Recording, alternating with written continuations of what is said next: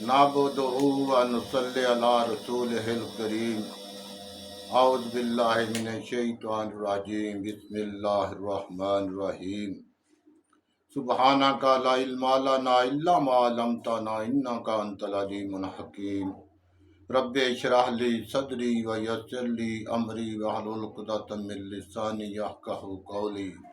السلام علیکم ورحمۃ اللہ وبرکاتہ۔ آپ دیکھ رہے ہیں ہمارا یوٹیوب چینل پی کے ٹرو ٹی وی اور میں ہوں حاجی محمد بشیر سولجر۔ کہاں سے لاؤں تن کے میں آشیانے کے لیے، بجلیاں بے تاب ہیں جن کو جلانے کے لیے۔ ناظرین، آپ جتنے بھی میری ویڈیو دیکھی ہیں، تقریباً 10 ویڈیو میں نے سیاسی حالات پر اور تحریک عدم اعتماد پر بات کی، اور سب میں نے یہ بڑے وثوق سے کہا کہ تحریک عدم اعتماد وزیر اعظم کے خلاف ناکام ہوگی۔ آج میں آپ کو یہ بتاتا ہوں کہ میرے وثوق کی، میرے کانفیڈنس کی وجہ کیا تھی۔ صرف ایک پوائنٹ تھا جس پر میں اپنا پورا تجزیہ کرتا تھا۔ وہ پوائنٹ یہ تھا کہ عرصہ 3.5 سال سے ملک کی خارجہ پالیسی میں تبدیلی آئی۔ اس وقت جب کہ امریکہ نے ہمیں ہتھیاروں کے پرزے دینے سے انکار کر دیا، پھر ہمارا ترکی کے ساتھ ایک معاہدہ ہوا ہیلی کاپٹروں کا، بڑے اچھے ہیلی کاپٹر تھے، اس میں انجن امریکی تھے، تو امریکہ نے ہمارا معاہدہ پاکستان ترکی کا منسوخ کرا دیا کہ آپ کسی تیسرے ملک کو نہیں دے سکتے۔ پھر ہمارے میرین جو آبدوزیں جو تھی وہ جرمنی کی تھی، اس میں انجن جرمنی کے تھے اور وہاں یہاں تیار ہوتی تھی، تو جرمنی نے ہمیں انجن دینے سے انکار کر دیا۔ پھر ہم فرانس کے ساتھ ہمارا بحریہ کے معاہدے تھے، وہ بڑی مشکل سے پایا تکمیل تک پہنچے، تو یہ پاکستان کو مجبوراً اپنی پالیسی تبدیل کرنی پڑی، اور یہ پالیسی جو تھی یہ صرف وزیر اعظم نے نہیں تبدیل کی تھی، جتنے بھی اسٹیٹ ہولڈر تھے، جتنی مقتدر طاقتیں تھیں، سب نے مشاورت سے اور پورے اتفاق رائے سے خارجہ پالیسی بنائی تھی۔ اس کے بعد یہ چین کی طرف زیادہ جھکاؤ اور روس کے ساتھ تعلقات مضبوط تر کرنے کی کوشش کی گئی۔ امریکہ اپنی حسب عادت ہمارے پر دباؤ ڈالتا رہا کہ یہ خاص کر کے یہ جو ہمارا چین کے ساتھ معاہدہ تھا 3 فیز کا، اس کے متعلق جو پاکستان نے انکار کر دیا۔ اور اگر آپ نے سنا ہوگا حالیہ آرمی چیف کی ایک امریکی صحابی کو بات چیت، تو آپ کو پوری سمجھ آ جائے گی۔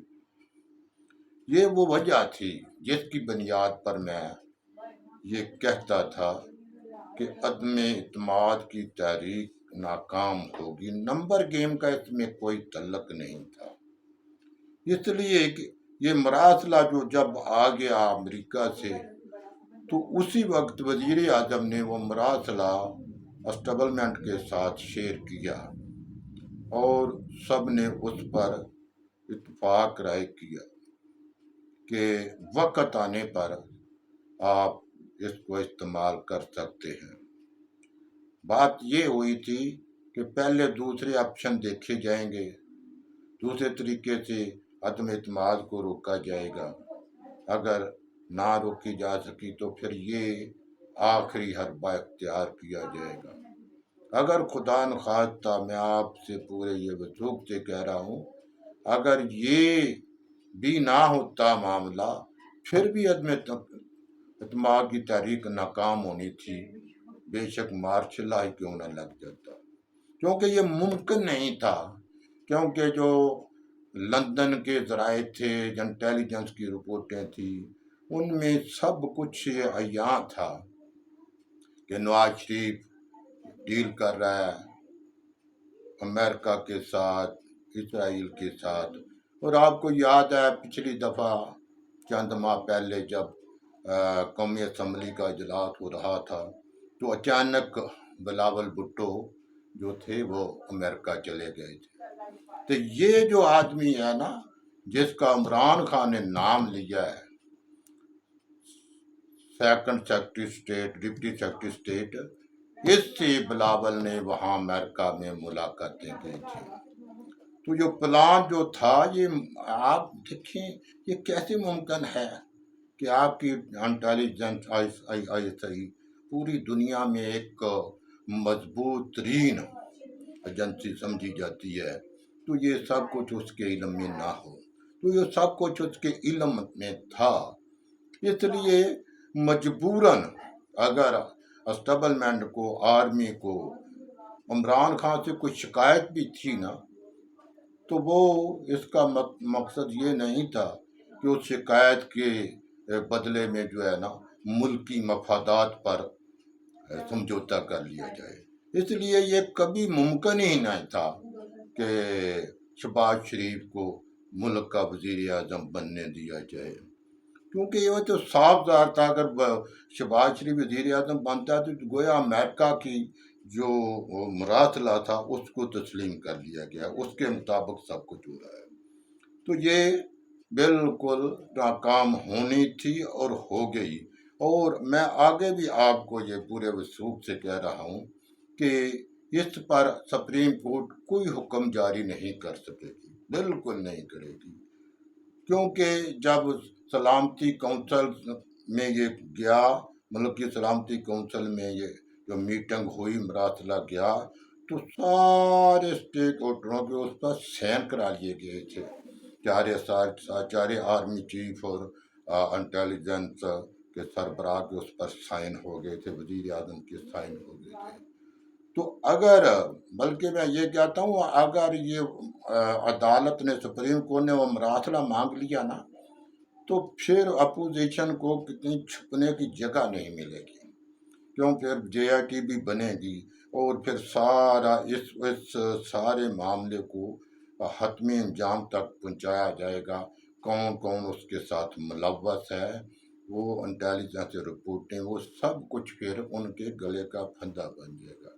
اس لیے یہ جو ہو گیا وہ ہو گیا، اسمبلی تحلیل ہوگی، تحلیل ہو گئی، اب فقط نئے الیکشن ہوں گے، سمجھا، اور اس کے علاوہ کوئی دوسرا راستہ نہیں ہے۔ تو آپ سے گزارش ہے کہ ہمارا چینل سبسکرائب کریں تاکہ آپ کے ساتھ ہمارا رشتہ چلتا رہے۔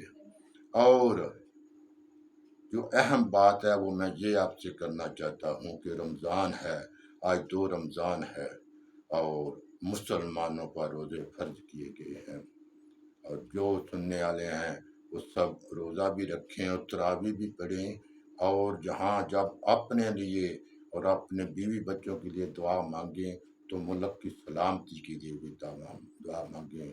اللہ تبارک تعالی ہم سب کا حامی و ناصر ہو۔ وآخر دعوانا ان الحمد للہ رب العالمین۔